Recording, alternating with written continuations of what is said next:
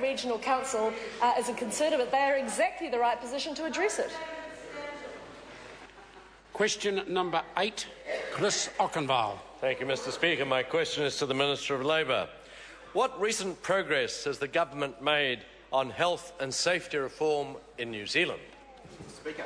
Honourable Simon Bridges. Mr. Speaker, the biggest health and safety reforms of the last 20 years were brought one step closer yesterday when I introduced the Health and Safety Reform Bill to this House. The bill is part of the government's Working Safer reform package, which will improve health and safety throughout New Zealand and play an important role in meeting our target of reducing workplace injuries and fatalities by 25% by 2020. I look forward to wide support in this House for this legislation. Supplementary question. Supplementary question, Chris Auchinvole. Thank you, Mr. Speaker. What does the bill specifically do in order to improve the health and safety culture in New Zealand? Honourable Simon Bridges. Mr. Speaker, the bill repeals and replaces the current health and safety legislative framework. It will beef up penalties for non-compliance, including new enforcement tools and court powers, place more onus on managers and directors to manage risk, require greater worker participation so workers are more involved in health and safety in their workplace. The bill will be supported by 2 tranches of regulations, as well as codes of practice and guidance.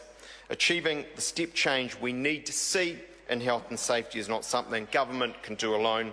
Business and workers must all share responsibility for sustainable change. Supplementary question, Darian Fenton. To the Minister, what extra resources will be available to enforce the new obligations on worker engagement and participation under the bill, and how will the training of workers be funded? Honourable Simon Bridges. Well, Mr. Speaker, it's a good question from the member. She'll be well aware that a significant, perhaps the most important part of Working Safer reform package was the establishment of WorkSafe New Zealand. The funding for that body has gone from $50 million as a regulator to some $80 million, and I expect within that they will be putting resource to worker participation issues. A supplementary question, Honourable Damien. Mr. Speaker, in regard to accountability and penalties for health and safety breaches that the Minister is referring to, who was Judge Farish referring to when she said the decision not to proceed with the case against Peter Whittle was made, quote, at the highest levels, unquote? Was it the Minister or was it the Chief Executive of the Ministry of Business, Innovation and Enterprise? Mr. Speaker, I played no part in the decisions in relation to Peter Whittle and his prosecution.